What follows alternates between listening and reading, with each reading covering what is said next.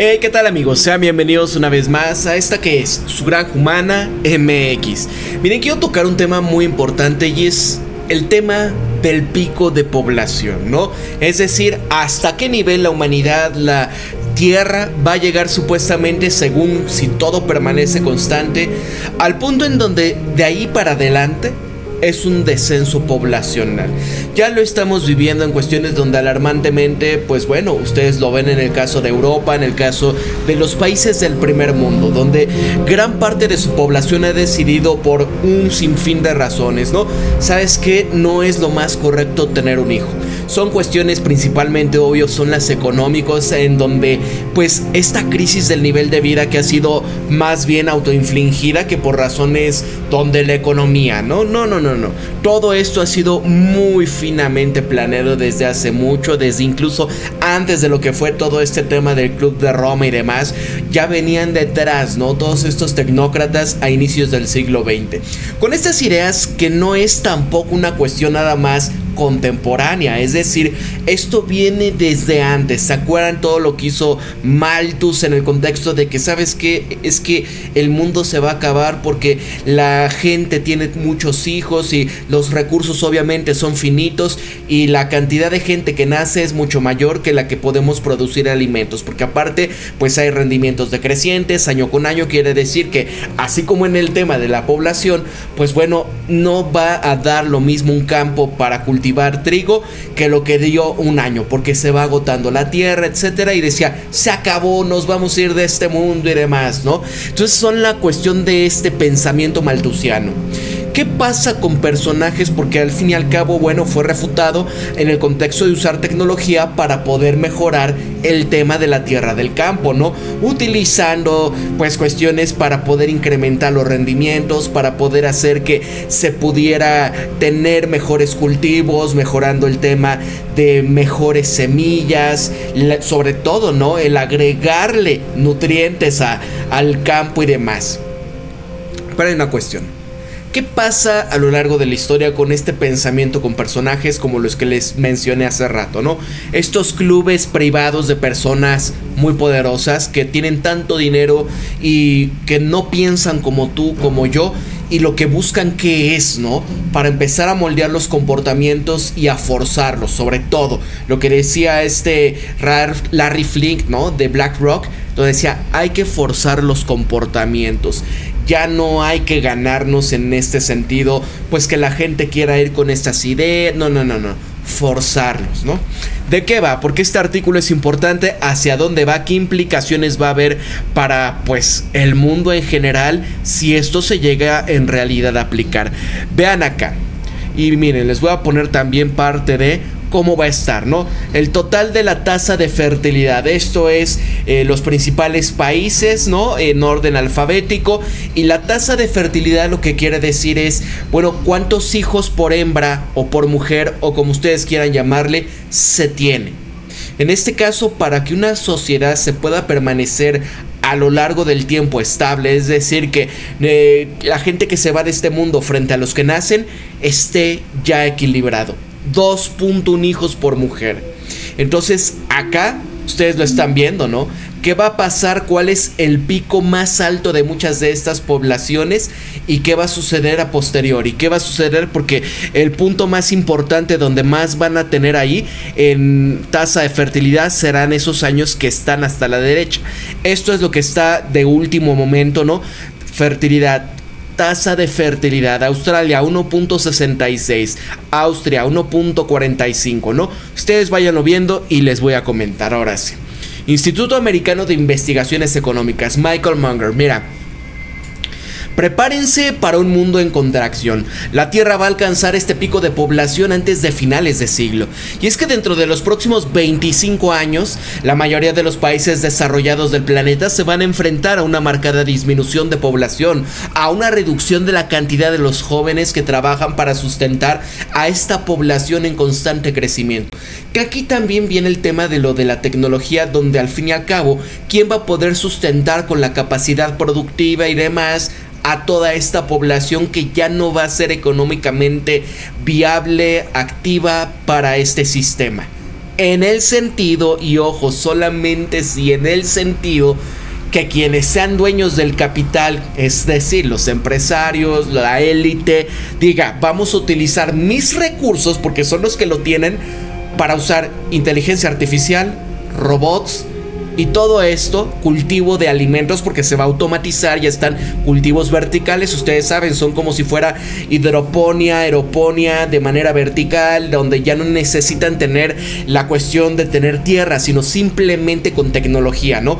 Luz artificial, aspersores, de ahí les dan los nutrientes y esto empieza a crecer muy bien. Como son ambientes controlados, se pueden tener muy buenos rendimientos y sin la necesidad real de que la gente tenga que estar interactuando en todo esto. Lo pueden hacer las máquinas.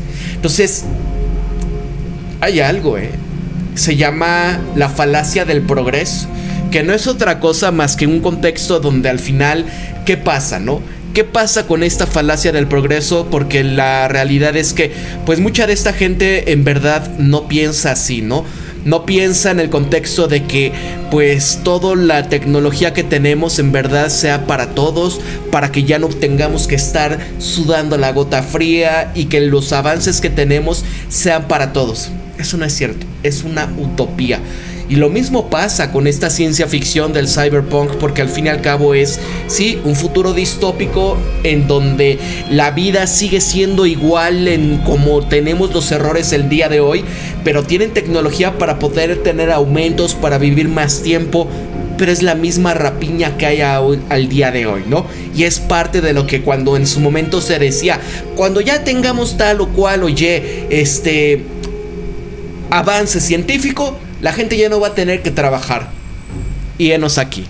Ahora, estas razones, bueno, no son el hambre, la guerra ni la peste. Nos lo hicimos nosotros mismos al crear un conjunto de soluciones draconianas para un problema que ni siquiera existe. Y es que el miedo siempre ha sido la mejor herramienta para el control social. El miedo a la humanidad fue utilizado por generaciones por estos pensadores de globalismo obsesionados con el control, que ellos le dicen de izquierda, pero en este sentido nada tiene que ver la izquierda con muchos de estos pensadores. El caso de Popper, por ejemplo. Pero vean, lo más crudo es que, por ejemplo, Paul Ehrlich hizo una predicción sorprendentemente aterradora, completamente falsa en 1968, en su libro La bomba demográfica. Y ojo con esto. Esta batalla por alimentar a toda la humanidad ha terminado. Década 1970. El mundo sufría de hambrunas. Cientos de millones de personas se iban de este mundo por el hambre, a pesar de cualquier programa de emergencia que se implementase ahora. Y a estas alturas, nada puede evitar el aumento sustancial de la tasa de mortalidad mundial. Quizás podamos evitarlo con que la hambruna azote a la India durante algunos años más, pero la India no puede alimentar a 200 millones más de personas para el año 1980, que ahorita son 1500 casi, ¿no? Nada puede evitar la eliminación de decenas de millones de personas en la India en la década de 1970. ¿Qué pasa con Inglaterra? Si fuese un apostador, apostaría que Inglaterra no va a existir para el año 2000, ¿no? Que eran estas predicciones en aquellos momentos que había cuestiones, crisis económicas, el embargo petrolero y obviamente la mentalidad como era cuando estabas en épocas también de la Guerra Fría, cuando se acababa de ver pues todos los horrores de todas estas pruebas nucleares entre Unión Soviética, Estados Unidos, o sea, cómo era la lucha, ¿no? Un tema con una sensación, yo no diría como ahorita, porque ahorita todo mundo tiene acceso a la información en tiempo real, pero el momento en que te bombardeaban los medios de comunicación para mantenerte espantado y demás, sentías esa desesperanza. Toda esta gente que tenía el acceso a más información, ¿cómo pensaba? Como en este caso, ¿no? Ahora, PJ O'Rourke también había explicado que estaba sucediendo en su libro de 1994 todos los problemas del mundo, y decía: el acoso de los ciudadanos mediante rastas y peleas ha existido desde el Paleolítico. Aquí las recaudaciones de fondos de los Greenpeace sobre este tema verde pues no son muy diferentes al de los magos tribales sobre el eclipses lunares. Oh no, lobo nocturno, se está comiendo a la Virgen Luna, dame plata y haré que la escupa, ¿no?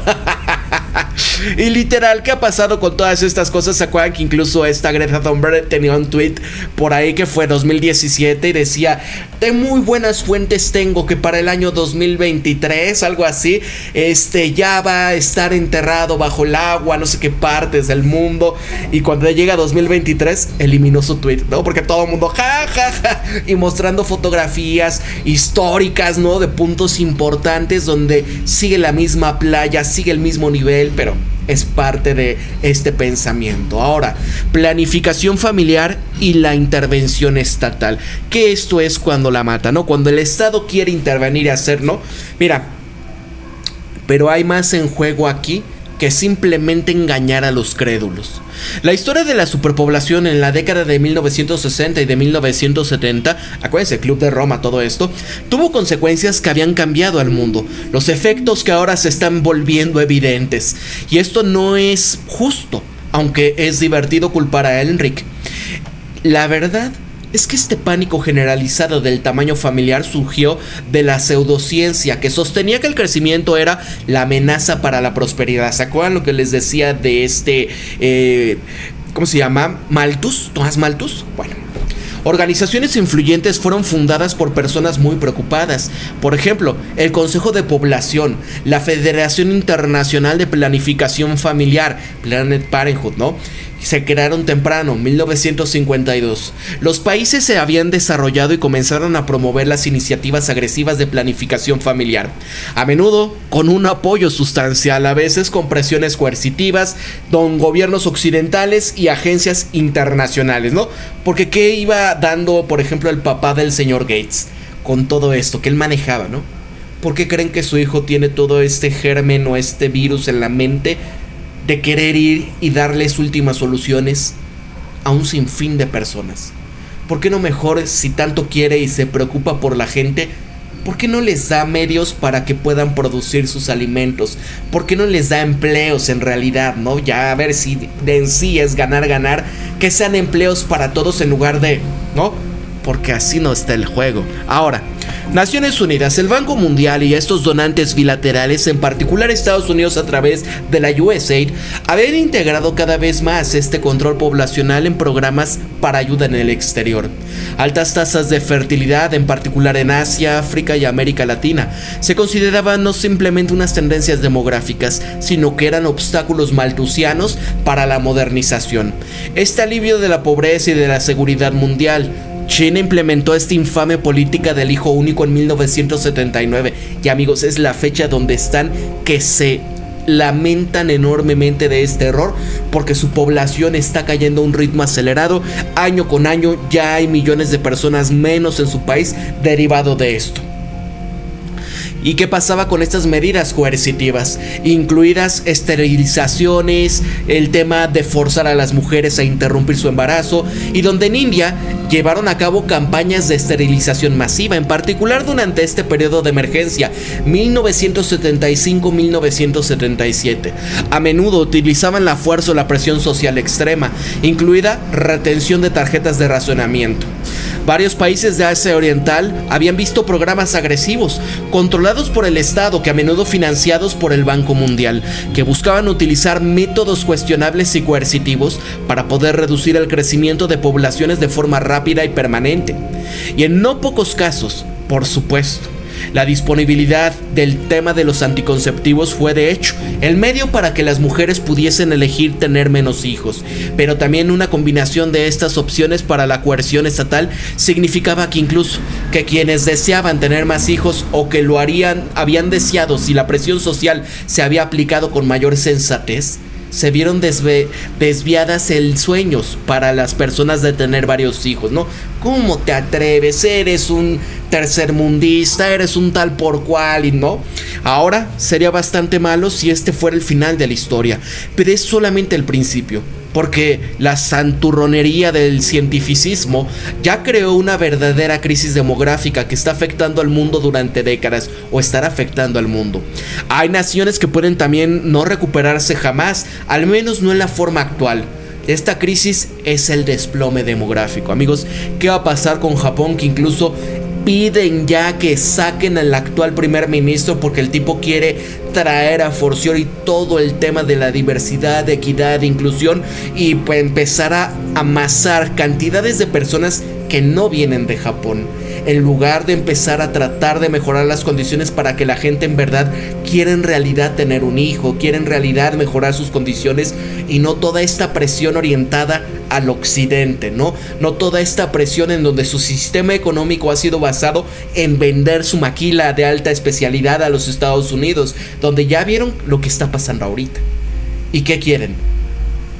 Seguir tratando de parchar este sistema, pero con gente que viene de fuera y el choque de civilizaciones que viene, ¿qué va a pasar? Pues lo dicen acá. Ahora, el planeta en contracción. ¿Qué naciones van a alcanzar el pico máximo? Bueno, realicé algunos cálculos aproximados de estos datos disponibles. Intenté calcular el año de la máxima población proyectada para los 26 países en donde estos datos son lo suficientemente fiables como para poder hacer una estimación fundamental. Dicha proyección se basa en tasas globales de fecundidad y una consideración de la inmigración, tendencias de mortalidad, esperanza de vida. Las estimaciones son en el mejor de los casos aproximaciones, puesto que en algunos casos estos datos, no son estrictamente comparables, y sin embargo los datos que tengo provienen de las perspectivas de población mundial de las Naciones Unidas y de los informes estadísticos de la OCDE, también datos demográficos nacionales. ¿Pero qué viene con esto? Los años de la máxima población se van basando en proyecciones de variantes mediante las perspectivas de una población mundial de Naciones Unidas y se respalda por informes regionales que indican que la mayoría de las naciones europeas y norteamericanas lo alcanzarán el pico a finales de la década de 2030. Japón ya alcanzó el pico alrededor del año 2008, piensen en esto. Corea del Sur este año, es decir 2025, y el buque inundible, con una tasa total de fecundidad cercana a 3.0, puede no alcanzar su pico en este siglo. Y como se observa en la última fila del cuadro, la tasa de reemplazo de fecundidad total es alrededor de 2.1. Y ojo, es interesante, lo que está comentando acá de lo del buque inundible. Qué casualidad que ellos tienen una tasa donde van a seguir creciendo, no pasa nada, se les da todo el dinero, pero todos los demás como nos quieren, Nada más, ustedes por sus hechos les conoceréis. Ahora, ¿cómo se observa con esta fila del cuadro donde la tasa de reemplazo de la fecundidad total será alrededor de 2.1, donde todas las tendencias de esperanza de vida y suponiendo que no hay migración neta se permanece estable? Esto plantea una pregunta, que si todos los países tienen tasas de fecundidad total inferiores a ese nivel de reemplazo 2.1, ¿qué está sucediendo realmente con la población mundial? Y la respuesta va a ser muy sencilla, porque aunque se ha hablado poco de ella, la población mundial alcanzará el punto máximo y luego comenzará a disminuir. El número total de personas en la Tierra comenzará a disminuir en el futuro próximo. La fecha real del pico es conjetural, puesto que dependerá de supuestos específicos, pero estas estimaciones parecen situarse principalmente entre el año 2060 y 2080, si las TF aumentan ligeramente y la esperanza de vida aumenta. Nada de esto tiene por qué pasar, amigos. Hay mucho espacio en la Tierra y como sabrán, si alguna vez han sobrevolado Australia, Canadá o incluso los Estados Unidos de noche, pues hay muchísimo espacio vacío. Hay que hacer un experimento mental. Actualmente 8.100 millones de personas están en la Tierra. Supongamos que todos viven en un estado estadounidense de Texas. Para los tejanos que lean esto, sé que parece que veamos en esa dirección. El tráfico en Dallas es impresionante. Texas tiene una superficie de unos 676.600 kilómetros cuadrados.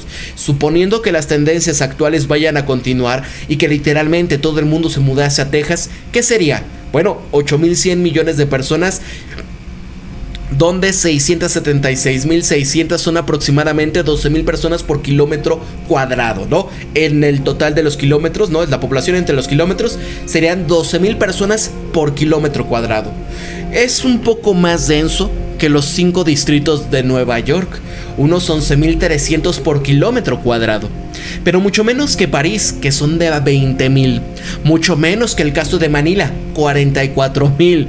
Ahora bien, Nueva York y París están bastante concurridos, pero la gente vive allí e incluso va de visita voluntariamente a veces. Incluso si toda la población mundial actual estuviese mudándose a Texas, sería solamente un poco más molesto que Manhattan en hora punta. Así que esta es la conclusión. No había ninguna buena razón de la histeria poblacional de las décadas pasadas, como lo intentaba argumentar en un artículo anterior. Estas predicciones eran ridículas incluso en su momento. No debemos de preocuparnos por revertir la bomba demográfica, porque hay mucho margen, e incluso si la población humana comenzase a crecer de nuevo, e incluso si todos tuviésemos que mudarnos a Texas, los efectos en declive poblacional ya están empezando a sentirse. Países como lo son Corea del Sur y Japón, a medida que la edad promedio aumenta, este número absoluto de personas menores de 40 años comienzan a disminuir, y a menos de que algo cambie, la población mundial en general y muchos países específicos se van a enfrentar a las circunstancias que hasta ahora solo se observaron durante plagas, catástrofes o guerras salvajes. Bloques de casas vacías, ciudades abandonadas, hordas de ancianos que carecen de la capacidad de mantenerse a sí mismos. Y la diferencia en este caso presente es que, sin embargo, es que ya no estamos sufriendo hambrunas ni guerras, como lo señalaba Anthony Davis. El colapso actual de la civilización mundial es una consecuencia de un notable fracaso a la hora de reconocer que los seres humanos son el recurso más valioso que tenemos. Y hay algo en esto, amigos. Piensen, por ejemplo, nuestros padres, ¿no? O por lo menos para la generación millennial, como yo, nacidos en los 80.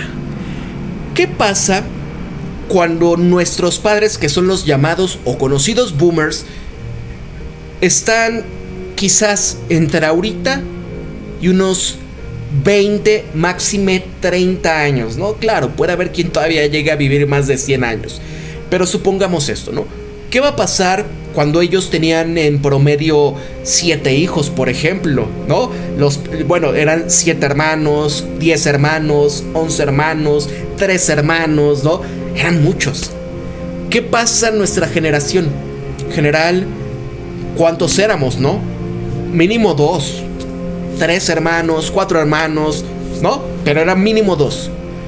Piensen los que vienen para abajo, ¿no? La generación alfa, por lo general, un hijo. ¿Qué pasa después en este sentido cuando dices gran parte de estos que nada más son un hijo único, y donde quizás la mitad en estos momentos de mi generación, porque así yo lo he estado viendo, ya se les pasó el tren, ¿no? Tienen perros y hasta ahí se acabó. Piensen ahora, ¿no? ¿Cómo va a ser este cambio en un par de décadas? Cuando la generación alfa, que son aquellos que nacieron después de que 2014 aproximadamente, ¿no? Que ya tengan que decidir, y en un entorno económico que se les viene fatal. Ya no digo generación Z porque es la generación perdida, ¿no? En la cuestión donde obviamente es difícil que vayan a querer tener hijos. La gran mayoría de ellos, bueno, ustedes saben. Pero los alfa, los chiquitos, los pequeños de ahorita, ¿qué va a pasar en ese entorno? Esto se va a agravar a una hipérbole terrible. Y lo que decían esto, por ejemplo, para poder vivir en un sentido, como dicen acá, miren acá, rápido, ya vamos a acabar, pero es importante. Estaba viendo esto. Mira, este es el concepto del rascacielos, pero en la tierra, ¿no? Que esto sería, por ejemplo, debería de tener otro nombre, no rascacielos, sino el rascacentro de la tierra o algo así. Vean esto. Una persona ha inventado todo esto, el Earth Scrapper, ¿no? Para poder empezar a atender el tema de la escasez de tierra y los recursos. Y este diseño venía con la idea de poder tener este mundo subterráneo. Primero los ingenieros tendrían que cavar toda esta enorme, ¿no?, zanja. Y luego empezaban a construir esta estructura de pirámide invertida, y donde todo este entero edificio Tendría todos estos pisos para poder acomodar 100,000 personas. Y este diseño de pirámide invertida puede permitir que cada residencia y cada piso pueda recibir el tema de la luz solar, y donde encima de todo este edificio puede estar cubierto con este enorme vidrio, ¿no? Y ahí piensen, parece como si fuera el Zócalo de la Ciudad de México, hasta le ponen una banderita, es muy interesante. Este domo, que también sirve como una esquina pública para referencia, y donde el diseñador ha incluido estos museos, oficinas, no, parques, más lugares de compra, para poder tener una experiencia bajo tierra similar a la que se vive en la superficie. Y en este punto, tú quizás te pudieses preguntar, ¿qué pasaría si hay un terremoto o una inundación?